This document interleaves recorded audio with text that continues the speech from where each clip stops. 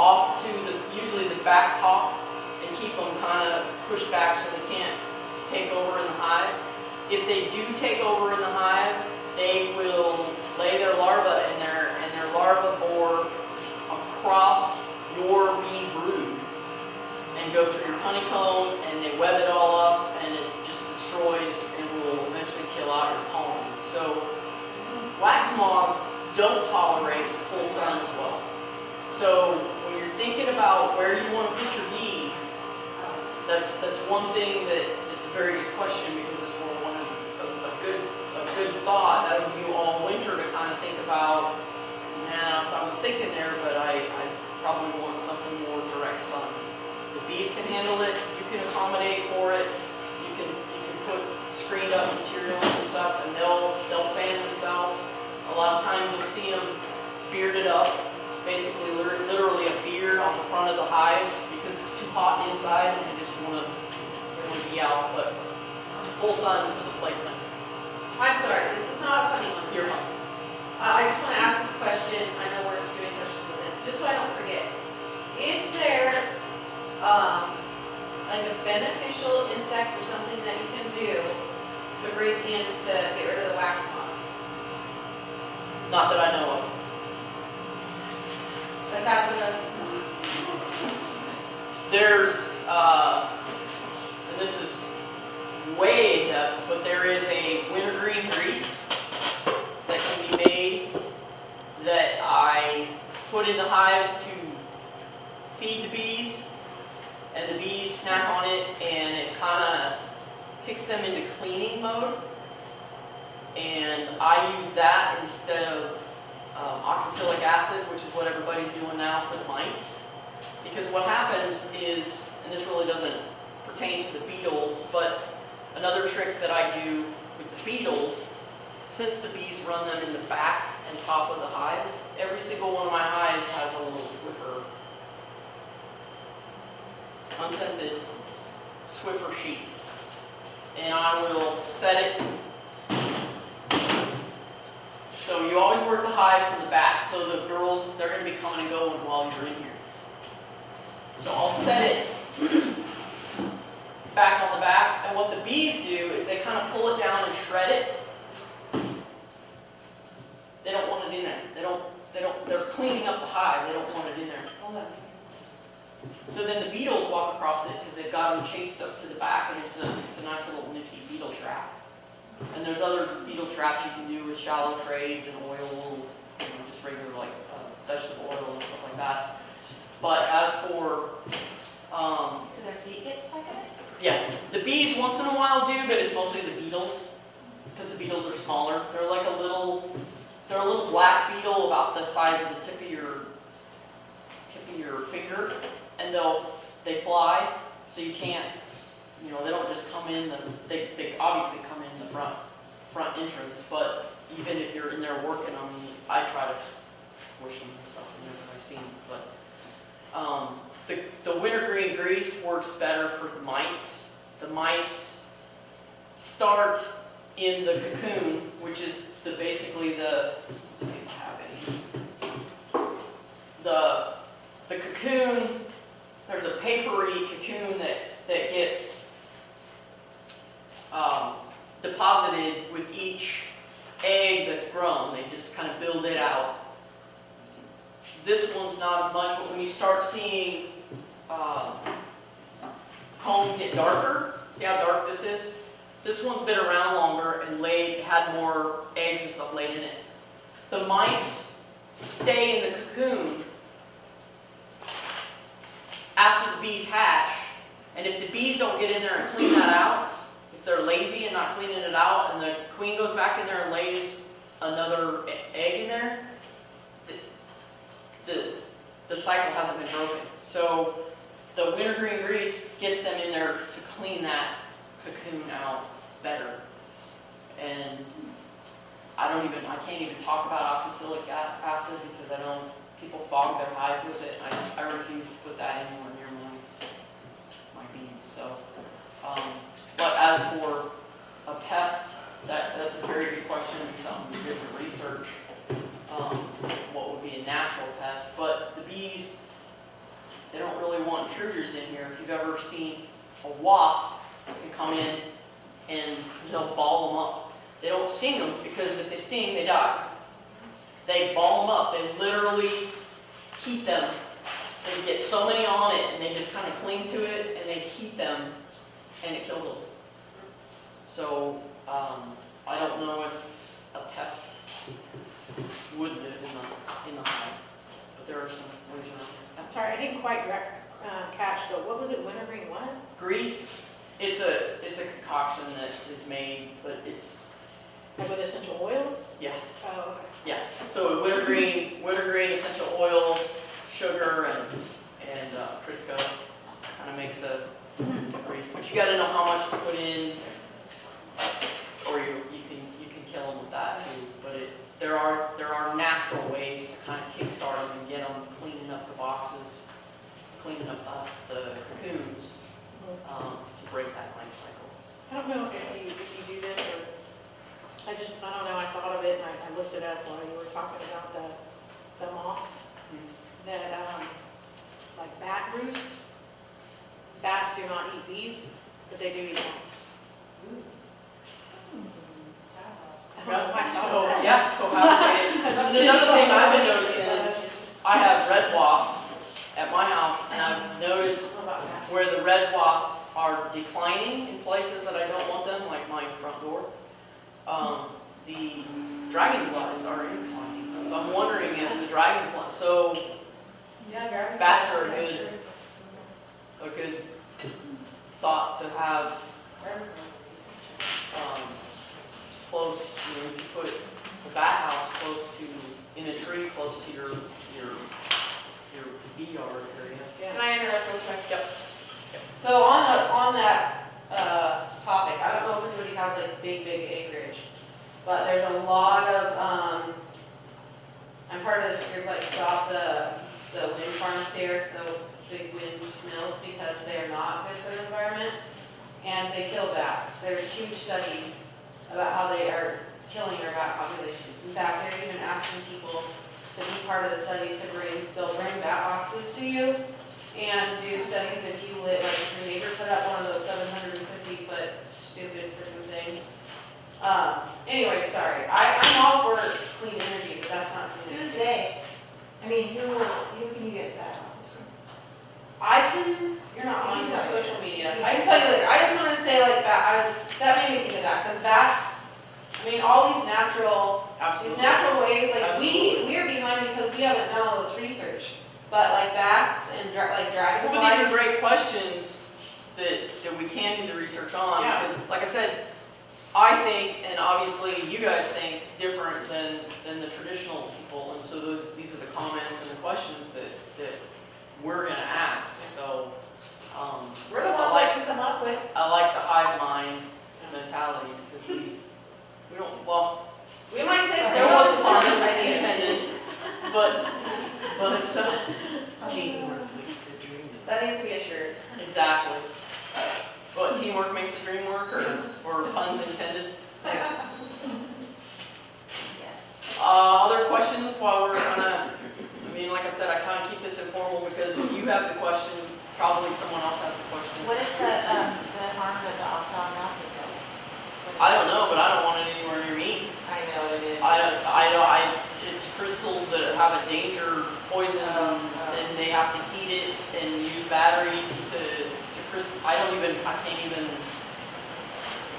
The title of it just turns me off, but I don't know. Honestly, I don't know what the mechanism and stuff is, but I refuse to put that in my hive.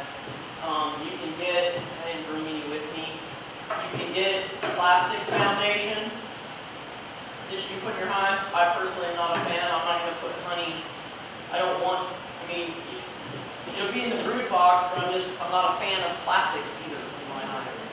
I would let the bees draw out their own comb. This one they've drawn on, and then they make their own holes. They move it, they relocate it. There's some different shaped, different sized comb on there. That's a foundation. No, it's not. I was trying to find if I have one foundation with It's basically a sheet of wax that's been commercially produced, but it's out of beeswax, and printed on it is the pattern of the honeycomb. Here it is. So this you can buy as well. As you buy your frames, I would get wax. This is foundation. What I tend to do is buy the brood size, so that's why I brought both. We're going to kind of skip off from equipment, but this is still material. This is still hive equipment that you'll need. So you actually purchased the wax? I purchased this, but you don't. It's tricky if you're starting out. You're going to want to, because like this drawn comb is valuable, but you're not going to have that. You don't have that. But what I found is that if I just put a bunch of frames in here like this, they're going to build any direction they want to. They're not going to build this way on your frame. They're going to go this way through all of them, and that makes it hard for you to get in here and try to work things. Now, if you're just going to leave them alone, that's one thing. But what I'm trying to do is create some organization, because they may decide that, oh, it's going to be stronger if we go this way than if we go line. So I'd recommend getting some, especially until you get some hives going and get some actual drawn comb. And the bees do this, and where they get the wax, it's something they secrete when it's hotter, the better. That's when they'll draw the comb. So that's why really beekeeping takes place in the spring and summer. I brought these two different sizes to show you the different sizes. If you're going to buy bees, which we'll get into in a minute, and if you guys need to leave, I mean, I'll talk forever about bees, so we'll get to a lot of stuff. But if you're going to buy bees, they're probably going to come in a nuke box that's this deep frame. But imagine a box of 10 frames this size, or even 9 frames this size, full of honey. This size of box is about 60 pounds full of honey. That's got to be close to 100 pounds. So when you're doing honey, they even have, this is what they call a brood box, and this is a medium. They even have one that's about an inch and a half shorter, but they're not as common anymore. And then the frames are an inch and a half shorter because they are lighter weight. So if somebody's got some old boxes and you see something that looks a little bit shorter than this, know that you might have trouble, or you might have to shorten some frames, or you might have to rework some things. But everybody wants to get into bees and say, "Oh, I'm going to do all this size." Well, that's great, but if you're going to buy bees, or there's just advantages and disadvantages to both sizes. So keep that in mind as you're accumulating materials too. And the old timers are going to have these deeper ones. There's not really an advantage or disadvantage over either. They both have their uses. So,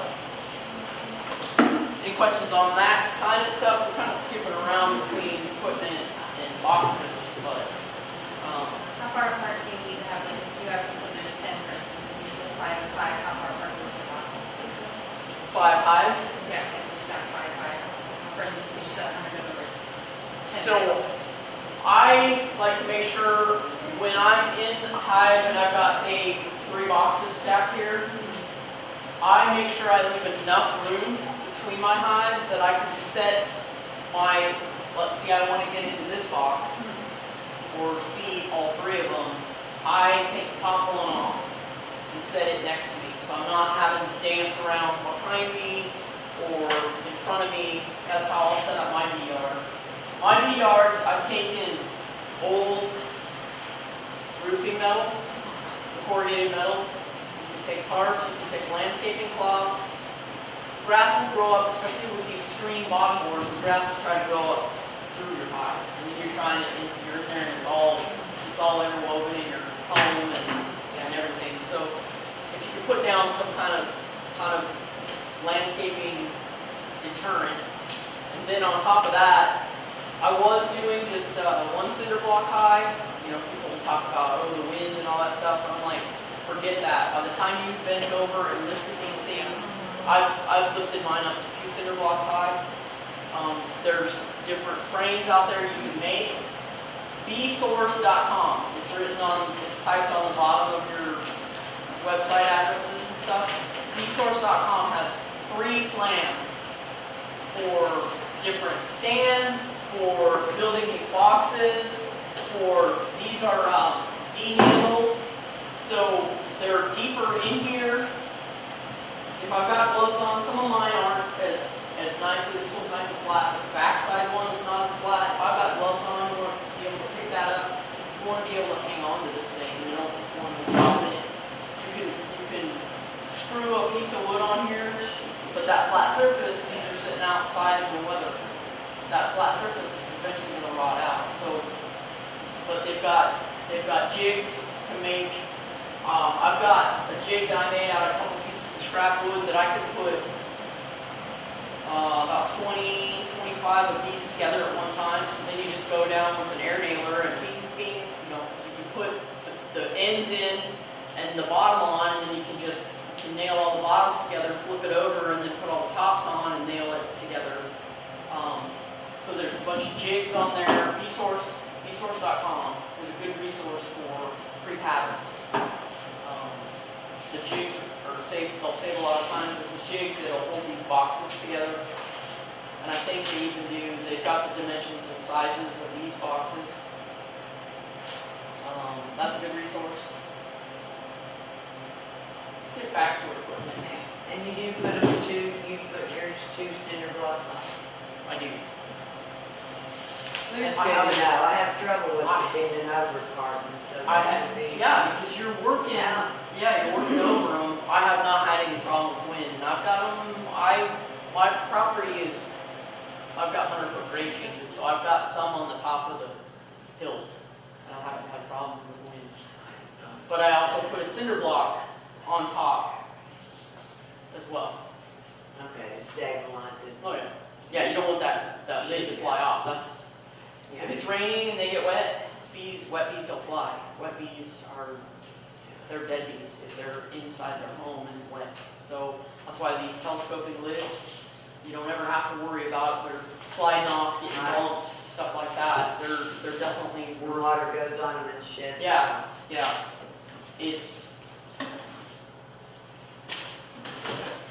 It's got the lip all the way around.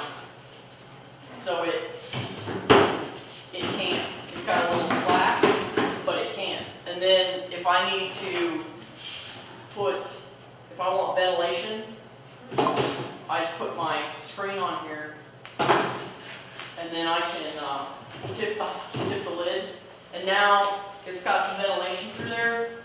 It's open in the back. If you want everything to the back, you want to kind of protect, because a beehive right next to your hives, if like right now there's not a whole lot of resources out there. Of course, we've gotten a little bit of rain, so there's a little bit of things blooming, but they'll start stealing from one another. So you've got to keep, you'll have your defender bees on the front porch, and I tend to leave a brick on my front porch so that narrows down the whole front porch. I'm going to leave the porch I did. Oh, this is not mine.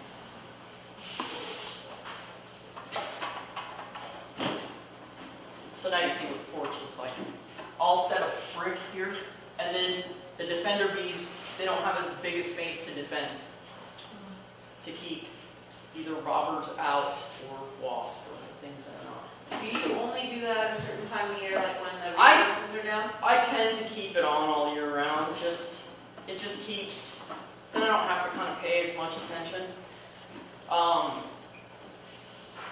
Bold letter this, asterisk it, melt it into your mind. This is a huge important point. Bees are always about 2 months ahead of us. So our calendar says September. The bees are already into November and planning. So you think you're going to get out there in April and be ahead of them, that is one thing that no matter what, you need to just have that in your brain and have that mentality. It's like they're already cutting back. There's probably no drones in the hive right now because they don't do any good. They will not feed them over the winter. Drones are boys. FYI, drones do not have stingers, so don't be afraid of the boys. Even though they have lower, deeper, darker voices, they're just an adolescent boy. They're bigger. They have bigger wings. They'll be hanging out around the hive, but now the girls are kicking them out. They're getting out. The girls are stocking up resources, so right now is not when I'd want to go in and September. I probably wouldn't want to pull honey from them right now. I'm going to let them stockpile their resources. If we hadn't gotten the rains that we have the last couple weeks, I was getting ready to start feeding sugar water, and I absolutely hate that, but it gets so hot and so dry out here that there are no resources, and what they're going to do is they're going to utilize all of the honey and nectar in the hive because there's nothing for them to live on, and that's going to slow them down on reproducing, but also that's their stockpile to get through winter. Because like I said, there's no resources in the winter, but also when it's below 55, they're in the hive. And then there's the wintertime die out. So they need enough mass going into winter and enough food to feed them, but we have a super cold spell, they're going to ball up around the queen because she's the most important part of that hive. And like penguins, they'll rotate out and keep rotating, but she's the one that they're going to protect. Well, if it gets super, super cold, you're going to have some die out of that outer ball. And each super cold spell we go through, there's going to be more and more die out. So you're constantly juggling, you're constantly learning. There's so much to know about them, to learn about them, but if you get some of the principles and the concepts, you can kind of rationalize and think it through. And it'd be really cool to just, really have a good community. Hey, this has worked for me, what are you doing now? I mean, I'm going to do a newsletter. I'll let you guys sign up for anybody that wants, an email newsletter from my personal farm, and I'll really focus on the bees, but I also do, other things. But it'd be really cool to just learn, just like the bat houses and stuff. I mean, how cool would that be? But that's the one principle that you really need to get ingrained is bees are almost about 2 months ahead of us of what our calendar says. So keep that in mind. Back to equipment. I want to Do they go to most any flower? some of them. There's a good list on the back that I found. But you saw flowers blooming in the Yeah, yard. yeah, like Vitex bushes are native to Oklahoma, and they do well in the heat, and they bloom really late. And I've got some of them, and I think they're called butterfly bushes, Vitex, and that's a good late season resource. There's not much blooming right now. I don't mow the whatever that yellow Goldenrod. is that Oh, goldenrod? no, not the yellow. I don't know what it is. Meadow artichoke. I don't think it is it or Are you talking about the little, the yellow ones. Yeah. The yellow ones That's, are okay. That's Tixie. I think it kind of gives honey a bitter flavor.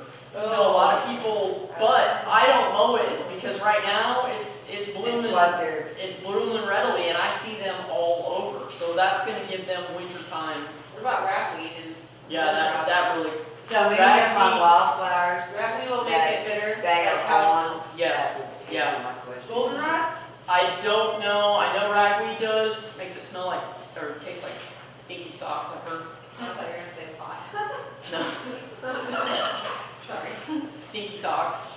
I don't know about goldenrod, but those are blooming, and I can hear my bees on them. So I don't mow my pastures because I want the bees too. So you've always got to be aware of how green is everything. Is it green or is it dried up and crunchy? Because if it's dried up and crunchy, their resources aren't out there. Right. And as much as I hate to, there are times in most winters I do have to supplement them with sugar water. But that's to get them. That's fine. That's to get them through the winter. So how do I supplement them? I mix up a fairly weak, maybe. So my feeder is probably 2 gallons, and I'll mix up probably 2 quarts of sugar to the rest of it water. So it's a maybe 1/4 syrup mixture, and I've got a bucket that I've got holes drilled in, and I've got a video on it I'm hoping to get on my YouTube page on my feeders. But I feed that so it's a bucket that can land on the upside down lip that's under here. They can actually land on it, not drown in it. You can also do like bird bath with some rocks in it, so they can land and not drown. And I do it in a central location. So I have 3 apiaries set up, but then I had some bees. I had a stack of old equipment, and I had some bees that decided, hey, this isn't so bad, and they made it home. So, I mean, it was gross, disgusting wax moths, and actually I had a stack of hives that they took over, and then another hive took over a hive that they died out. The wax moths had taken over so bad, I left it out there because I really didn't have a place to put it because I had my stacks already, and another hive took over that hive and made it their own. So once you get bees, they smell. All this equipment, if we were outside during the day, there would be a few checking us out. Once you get them, then it's easier to get more. So let's get into getting them. I'm going to do a couple pieces of equipment. This is another one that I really like. This is sugar water. I might do a cup of sugar, the rest of this water, and it's got 2 or 3 drops of lemongrass oil. Lemongrass essential oil smells like a queen. Oh, really?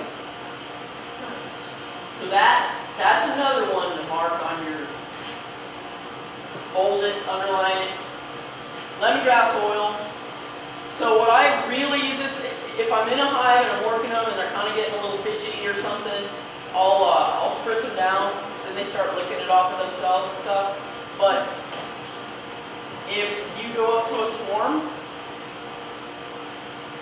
we're going to talk about swarms, and I'm going to hopefully get you so you're not afraid of them because they do make a lot of noise, but you want swarms. You hear somebody, a friend of yours, like, I got this ball of bees, you want to be in your car and on the way. You want swarms.